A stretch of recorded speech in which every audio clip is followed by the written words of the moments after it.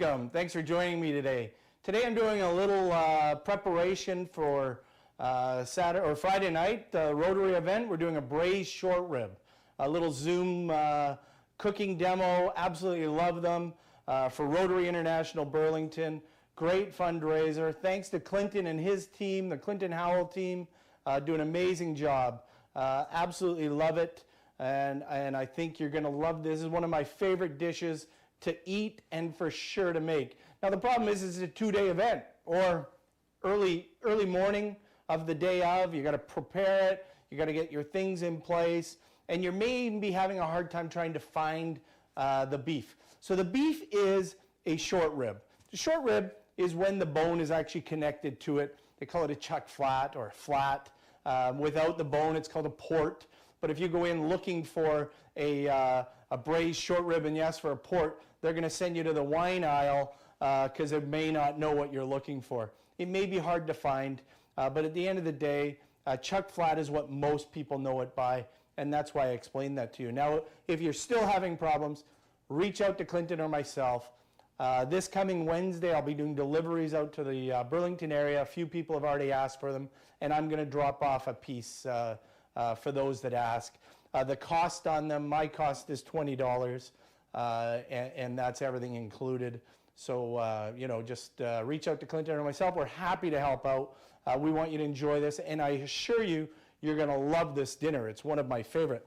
So this is what it looks like. It almost looks like a piece of bacon if it was pork, but it's, it's got lots of fat on one side. You can actually see where the bones were connected on this side, and we've had the bones removed. And, I'll cook it with the silver skin on and the fat. I have no problem with that. It's like cooking a prime rib. But then, I'll also remove the silver skin or the fat. Here's a second piece of it.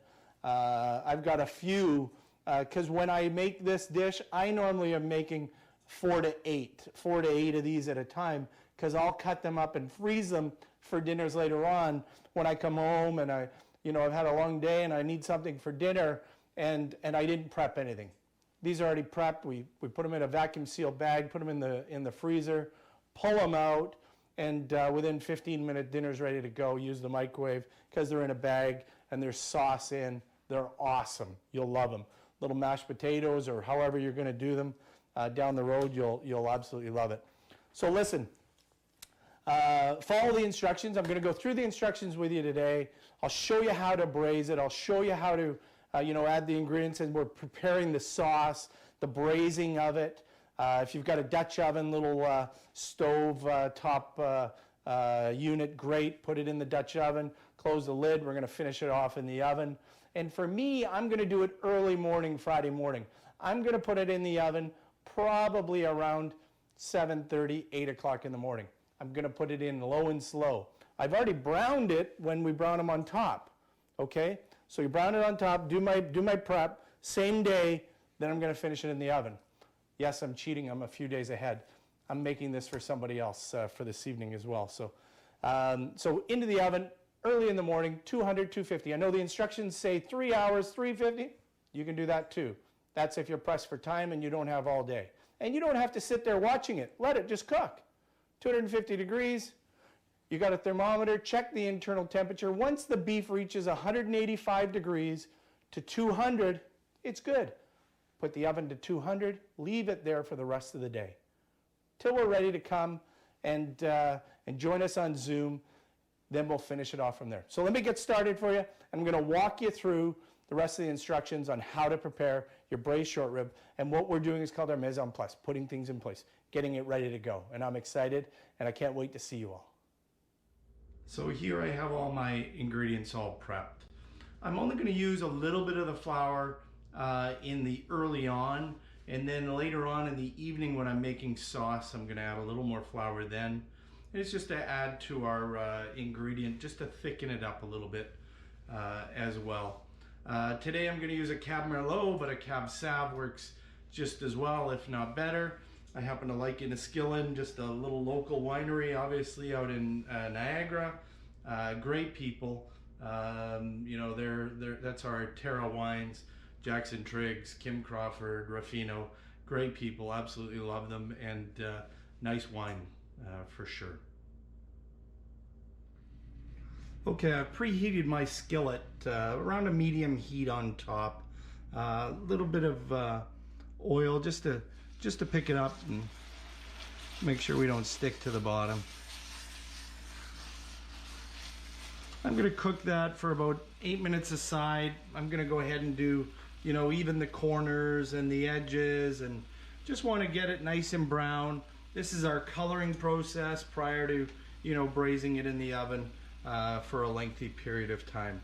So we're going to do that for about 8 minutes aside, and then afterward we'll saute all the vegetables and the ingredients, bring it all together with the liquid, and going to finish it off in the oven.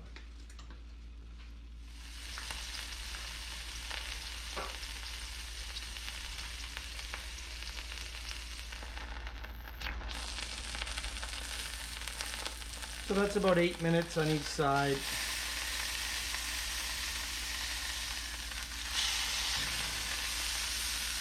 I'm going to go ahead and pull that off. You'll notice there's not a lot of grease at the bottom, and that's because this is the piece that's already been trimmed up and cleaned. So, you know, there's not enough for me to even worry about from pulling off, you know, 3 tablespoons. I'm going to actually leave that, and that's going to add a good base to our sauteed vegetables.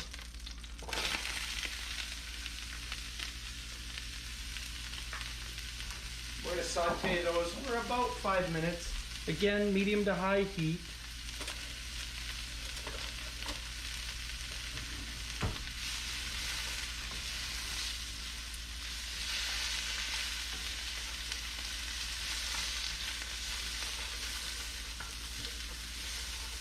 That's really going to make an amazing sauce. The red wine in there is going to be just awesome.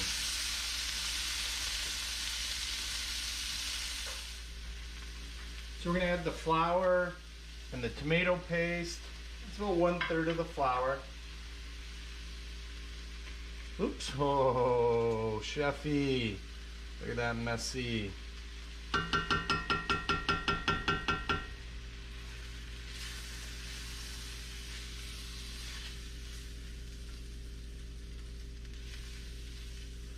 Add a bit of stock to it.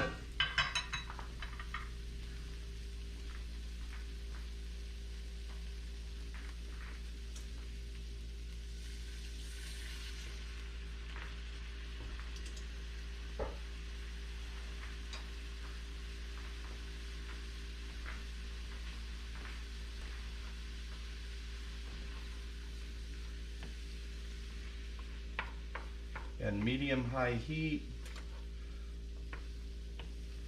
Mix that all in. 3 to 5 minutes, let it saute.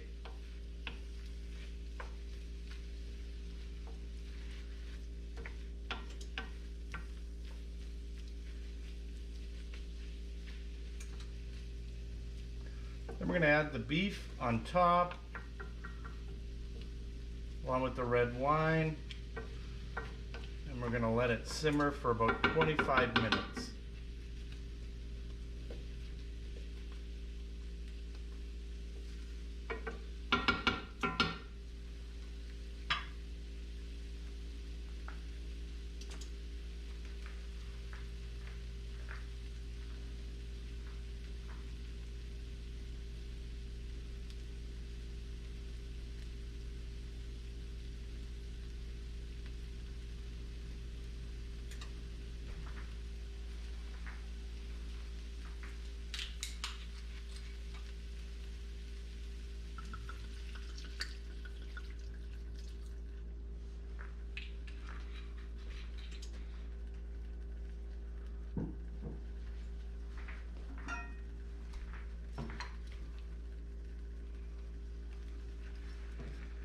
Add the juices to it.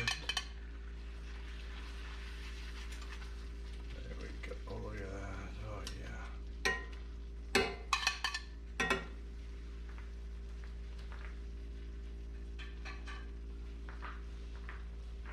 Medium heat, about 25 minutes. So it's simmered about 25 minutes now. I'm gonna go ahead, I wanna add some stock there, some beef stock. I've allowed about 2 liters in the recipe, but probably 1 liter would be enough. We'll stir that in. We're gonna add our herbs. We're gonna add a couple of bay leaves to it.